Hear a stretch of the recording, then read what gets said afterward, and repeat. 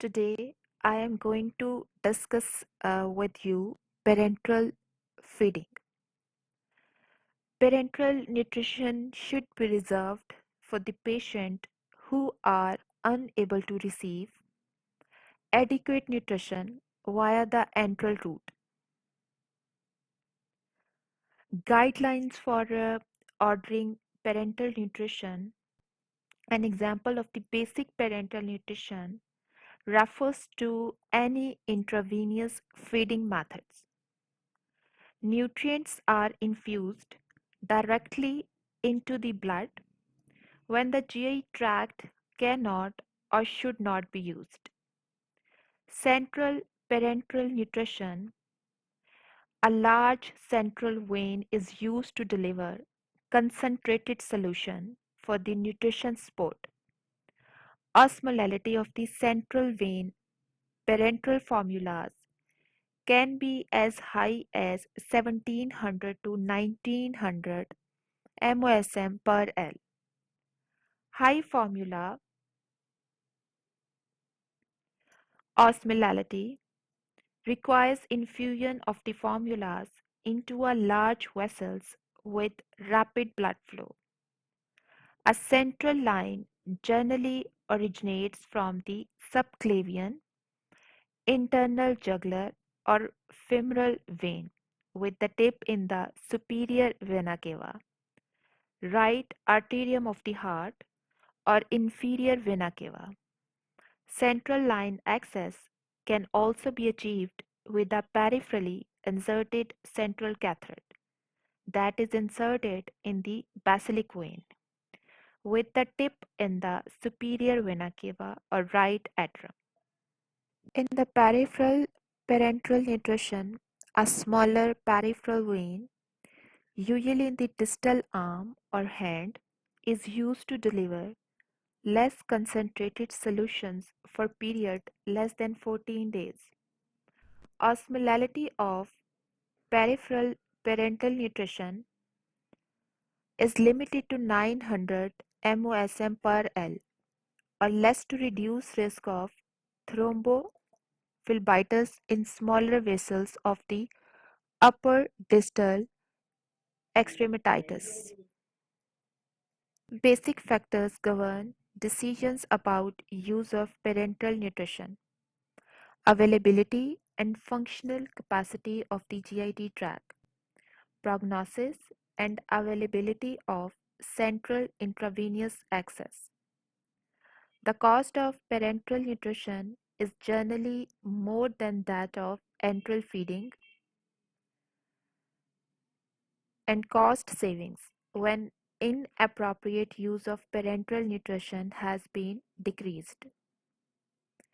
Patients must have central intravenous access to receive parenteral nutrition, with one part designated exclusively for PN.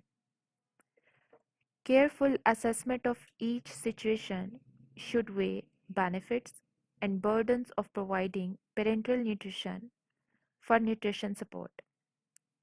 Indications for PN include inability to access or the malfunction of the GIT tract. Patients may have inadequate absorption of nutrients in the GIT tract because of reduced bowel length or inflammation. Examples of indications for PN are obstructions, fistula, severe inflammation, intractable vomiting or diarrhea, or GI bleeding. If GI tract is functional but the patient cannot or will not consume sufficient nutrients orally, then enteral tube feeding should be considered. Many conditions that had been previously thought to be an indications for PN are treated with enteral tube feeding, such as pancreatitis, severe malnutrition, ileus, and coma. A variety of PN components solutions exist, with varying concentrations and nutrient compositions. Standard components of parenteral nutrition can include diarrhea, dextrose, lipids, amino acids, electrolytes, vitamins, minerals, and medications. Although PN is compounded with modular components, and hence there is an ability to adjust dextrose, lipid, and protein independent of each other.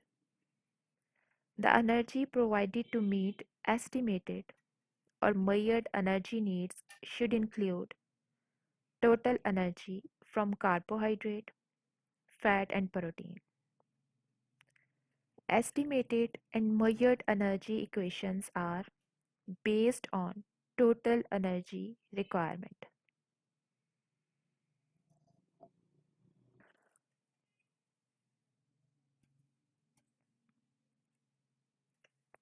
The parental nutrition prescriptions and plan of care based on the calculation of basic nutritional requirement plus additional needs resulting from the patient's level of illness, injury, malnutrition, and physical activity. The same principle of nutrition therapy are applied whether the patient is fed enterally or parenterally. Nutritional needs are fundamental. Energy, protein, electrolytes, minerals, and vitamins guidelines are available that address PL labeling, compounding, formulations, stability, and filtering. These guidelines are designed to reduce the errors and complications in prescribing, preparation, labeling, and infusing parental solutions. Dextrose is the most common and least expensive source of energy used with parental nutrition support. Dextrose is available in concentrations ranging from 2.5% to 70%. Hypertonic solutions of 50% to 70% dextrose are often used in parental nutrition formulations and provide 50 or 70 grams of dextrose per 100 ml. Glucose used in parenteral nutrition support is commercially available as dextrose monohydrate, which has an energy value of 3.4 kilocalorie per gram.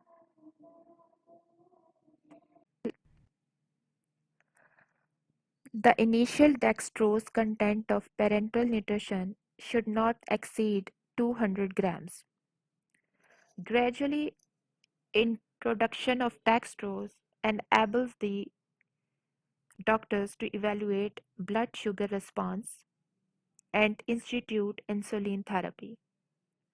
The amount of dextrose provided is increased to goal according to patient tolerance and should not exceed 5 mg per kg per minute.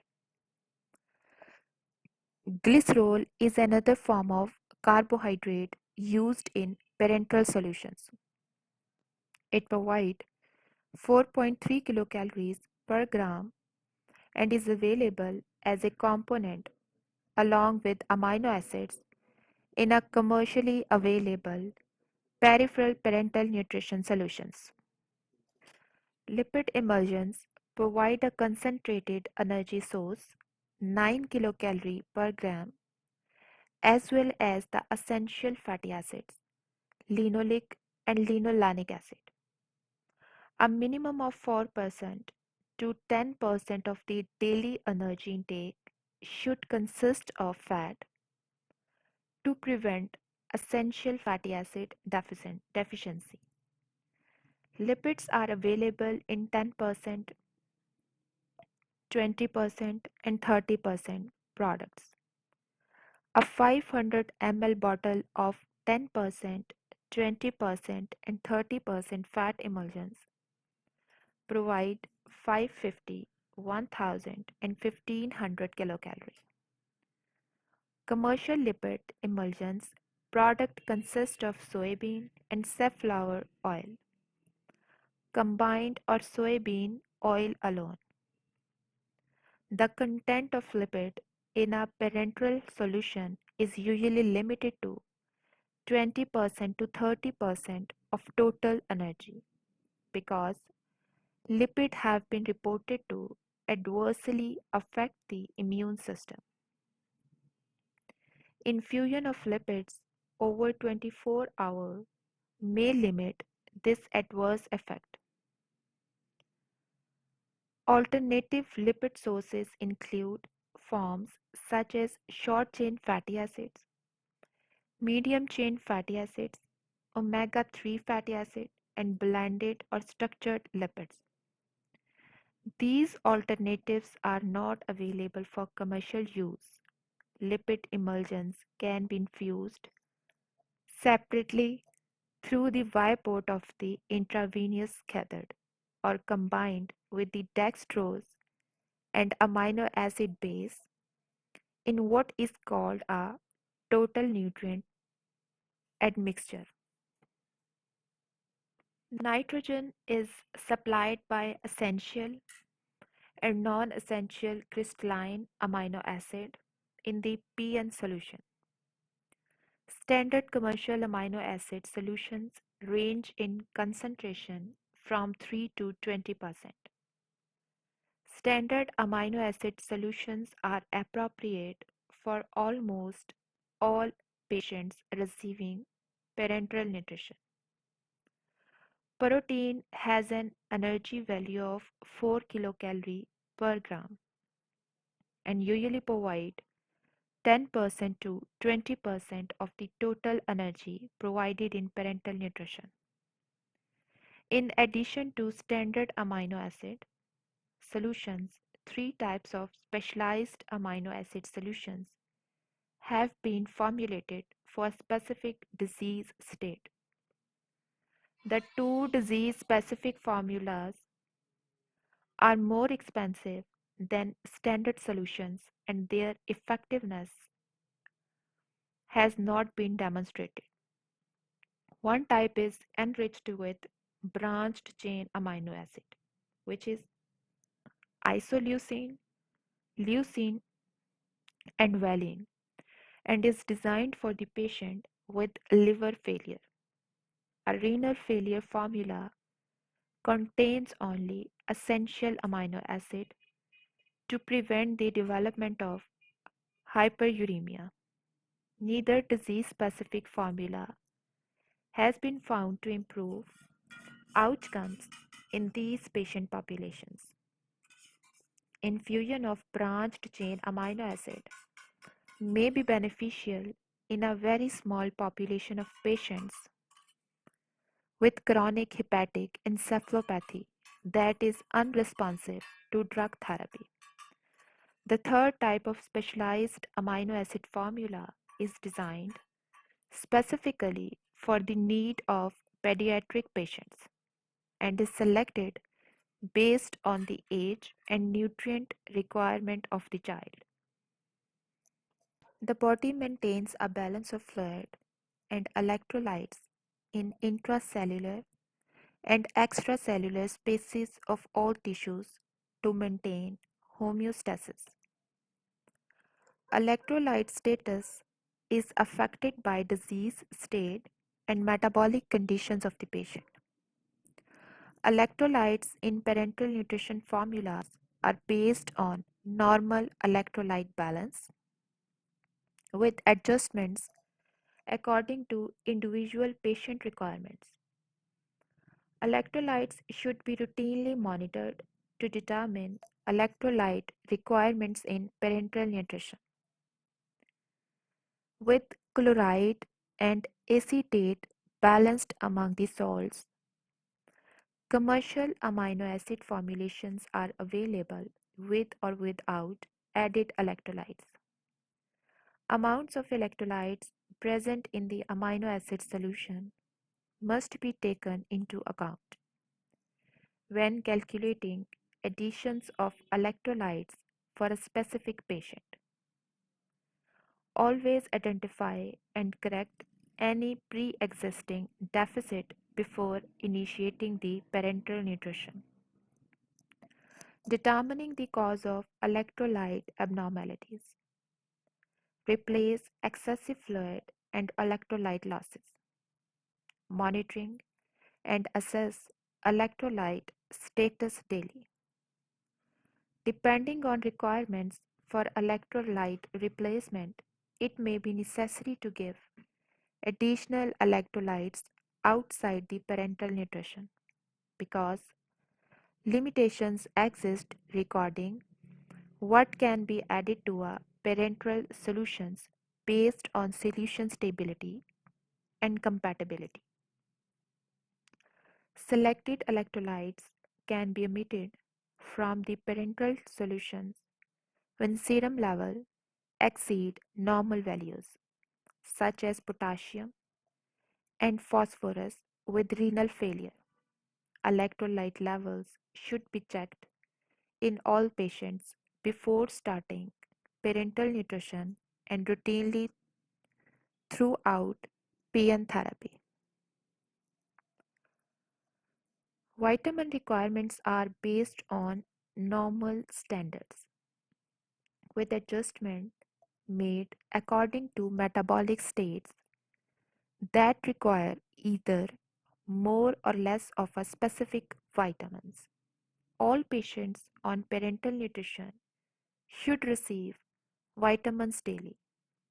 Serum level of vitamins should be monitored in patients requiring long-term parenteral nutrition or when deficiencies or excesses are suspected.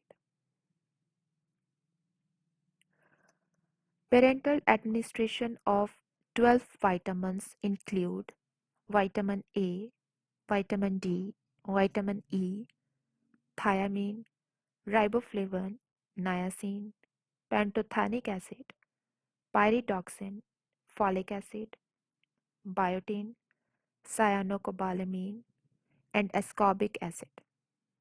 Multivitamin infusion preparations based on some guidelines which are commercially available.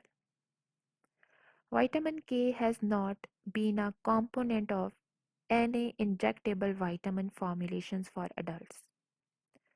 The FDA mandated changes in parenteral vitamin formulations that include addition of 150 mcg of vitamin K to injectable multivitamin preparations.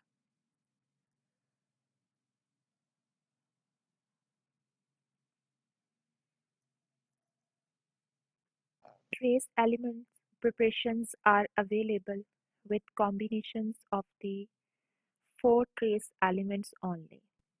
The standard 4 plus selenium or the standard 4 plus selenium, molybdenum and iodine. Each trace element is also available as a single injectable mineral product. A growing amount of importance of providing the selenium to parenteral nutrition patients who are critically ill and those who require long-term parenteral nutrition. Iron is not routinely added to parenteral nutrition because of incompatibility with intravenous lipids, as well as the potential adverse effects of iron dextrin. Other forms of intravenous iron have less adverse effect but are not approved for addition to the PN solution. Intravenous iron should only be given to patients with iron deficiency anemia and administered apart from the PN admixture or added to a 2-in-1 PN solution. A dose of 25 to 50 mg of iron dextrin once a month should be sufficient to meet iron needs in a patient without blood loss. Patients on long-term PN without trace element supplementation are at risk for micronutrient deficiencies. Excess trace element level with infusions of standard trace elements preparation. Patients who require long-term PN should be routinely monitored for potential trace elements deficiencies and toxicity. Medications added to PN include insulin, heparin, and metallopromide. Inclusions of these medications and others will depend on each guidelines and protocols for addition of medications to PN solutions. Many issues exist concerning compatibility, bioavailability, efficacy, interactions, and safety when including medications in PN solutions.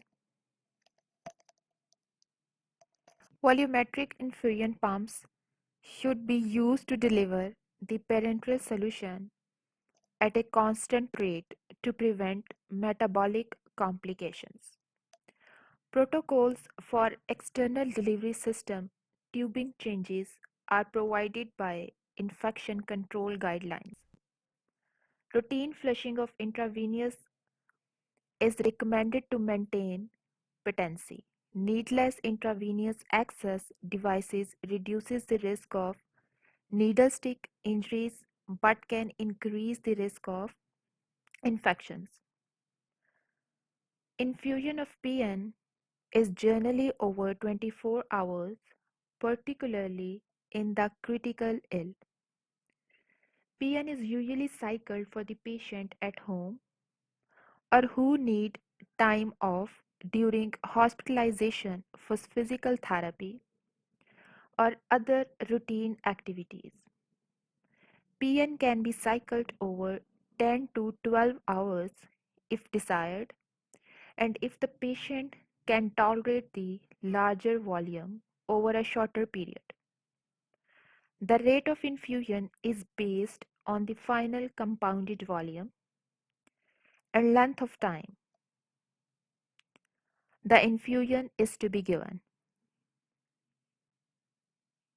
Administration of PN should be adjusted based on the patient's response and tolerance. When PN is being disconnected, the infusion rate should be cut by one half for 1 hour and then stopped. Abrupt interruption of PN infusions may require hanging 10% dextrose to prevent possible rebound hyperglycemia. Complications of PN include GI and metabolic problems. In the hands of well-trained PN doctors, risks can be minimized and complications controlled. Specific evidence-based protocols PN should undergo a routine nutrition reassessment with adjustment made in the feeding rhyme according to the patient's metabolic and nutritional need. Every effort should be made to transition the patient from PN to enteral tube feeding or oral diet whenever feasible or appropriate, providing at least a portion of energy via GIT tract may help reduce the adverse effects associated with PN. Patients who are discharged with home nutrition support and those who started on nutrition support while in the home require special consideration. Several factors must be evaluated to ensure that the home environment is safe and the patient and family are able and willing to accept the responsibility of home infusion therapy. Home should have refrigeration, running water, electricity, and adequate storage for supplies. The patient and family must be capable of and willing to learn techniques required to administer and manage the feeding access. It is also important that the patient and family accept responsibility to comply with the infusion so that the patient receives nutrients as prescribed. Ongoing communication occurs among the patient, physicians, and home infusion provider, but, but ultimately, the patient must self manage the therapy and work closely with the home nutrition support team. And for follow up monitoring, should be guided by specific protocols developed by the home infusion provider for laboratory, clinical, and home nutrition assessment. The home nutrition support team check the patient's progress and works with the patient and family to troubleshoot any problems that arise and make required adjustments in the formula or tube feeding plan. Whenever feasible and appropriate, the RD works closely with the patient and family to transition from tube feeding to oral intake. The patient sent home with PN requires the education and training on the provision of PN in the outpatient setting in hands of knowledgeable and capable patients and their families. Home PN allows mobility and independence. Equipment used in the home is small and portable, fitting in a backpack and allowing the patients to resume normal activities. The patients and family must be trained to use aseptic techniques for adding micronutrients and medications to the solution and for accessing the intravenous port. Special equipment, solutions, and guidelines for training and supervising the patients and families have been developed and are successfully used by hundreds of patients. Ongoing assessment of GI functions must be performed to determine if the patient is ready to transition to enteral feeding, either oral or via feeding tube. Patients are also monitored closely for the development of complications associated with long-term PN infusions. Diarrhea is one of the most common complications associated with tube feeding. Reported incidence ranges from as little as 2% to as much as 70% in general patient population to as high as 80% in ICU patients. Questions that relate to this wide variance and that plague investigators apparently center on definition and cause. The ultimate bottom line for patients, their families, and health insurers is the cost of the clinical search for the cause of diarrhea in these patients and the appropriate method of treatment. Several definitions of enteral feeding related diarrhea have been used. Common definitions include output of more than 500 ml on 2 consecutive days or more than 3 stools per day. From a nursing standpoint, collection and measurement of stool outputs are much less desirable than tracking the number of occurrences. The true definition of diarrhea may need to reflect consistency and volume, and not just the number of stools per 24 hours. Most institutions do not have a standard definition for diarrhea. Diarrhea is defined by the person cleaning it up.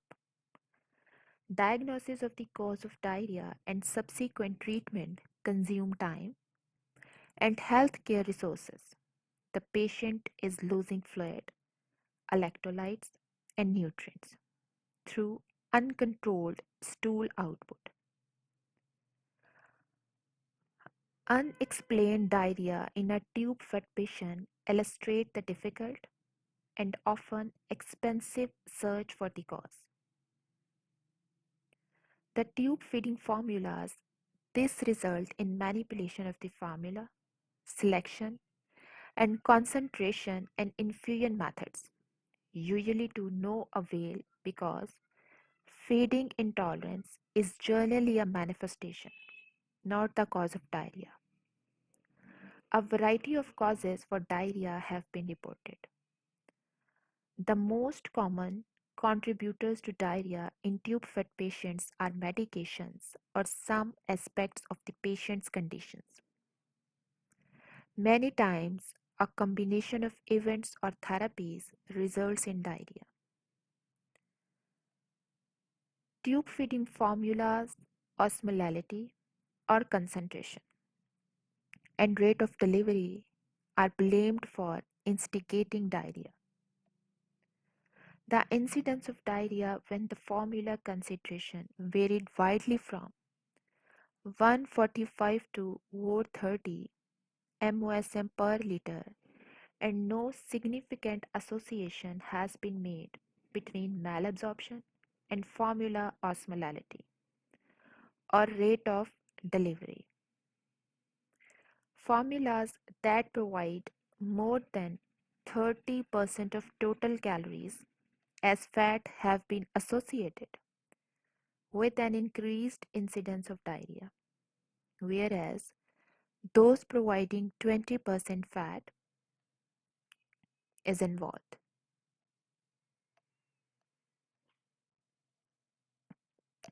Studies have shown that more manipulation and additives such as modular components that are added to an enteral formulas, the more likely the formula will become contaminated. Tube feeding formulas hang time, open versus closed delivery systems, and preparation techniques can affect the risk of bacterial contamination of the enteral tube feeding formulas. Formula added to open delivery system should hang no longer than 8 hours.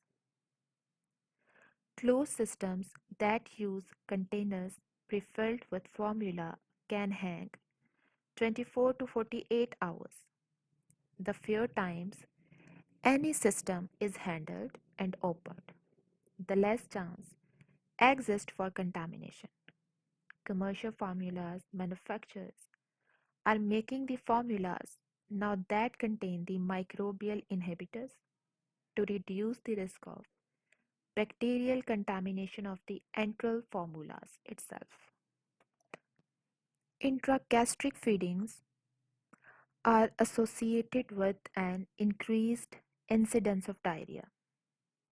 Infusion of a large amount of energy into the stomach stimulates the colon to secrete water, sodium, and chloride, with resulting inability of the colon to absorb nutrients.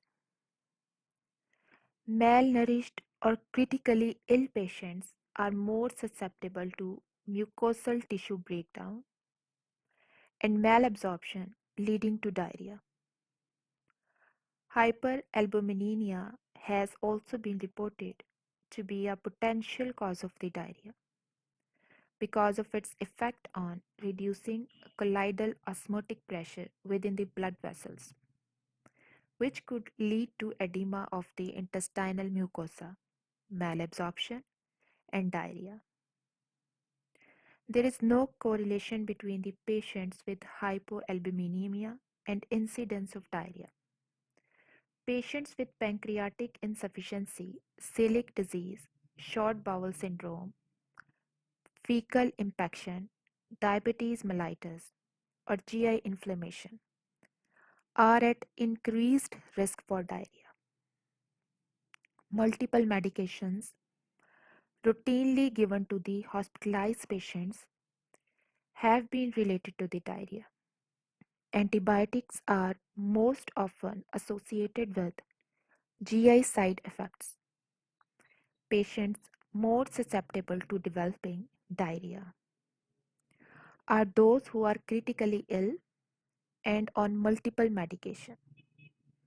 Extensive treatment with antibiotic and discuss of the GIT tract contribution to a change in the bacterial milieu of the intestine with proliferation of the enteric pathogen.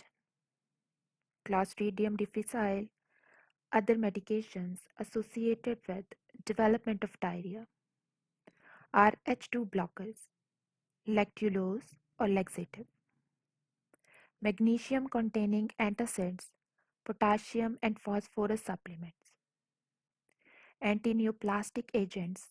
Medications are often hyperosmolar and require dilution before infusion through a feeding tube. Drug reaction may relate to the metabolically active agent or to another ingredient added for its physical properties in the form of the drug, such as tablet or liquid. Probiotics, non pathogenic lactic acid bacteria, are receiving more attention as a potential treatment of diarrhea and as a means of preventing bacterial growth and infection.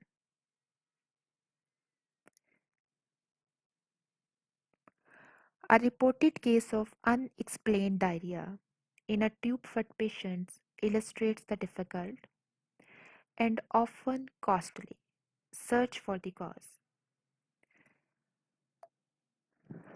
Max was a 55 years old man who had an aortic aneurysm and undergone emergency surgery to repair it. In the intensive care unit, the post-operative course was complicated by respiratory problems requiring ventilator assistance. He was administered a bronchodilator's drugs, theophylline in tablet form, crushed and administered by nasogastric tube with water. When Max was started on an enteral tube feeding with an isotonic formula, crushed tablet was changed to a sugar-free solution. Within a day, Max began to have progressive abdominal distension and continuous liquid diarrhea. To rule out an abdominal catastrophe related to the surgery, a computed abdominal tomography scan and colonoscopy were performed, but all of these studies produced normal results. Despite stopping the enteral tube feeding, the distension and diarrhea continued. Stool specimens were tested for fecal parasites and Clostridium toxin, and an enteric pathogen culture was prepared. All were non-diagnostic. Extensive additional serum and urine test as well as sigmoidoscopy with rectal biopsy gave no clue. Then stool electrolytes and osmolarity measures suggested an osmotic diarrhea. Because Max not receiving enteral tube feeding, his physicians thought a secretory bacterial toxins was probably causing continuing diarrhea. So the previous studies were repeated to confirm the osmotic nature of the diarrhea. All medications were reviewed, but none appeared to be the cause.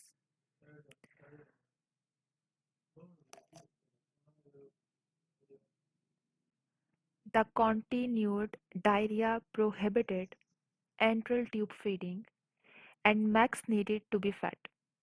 Parental nutrition was ordered.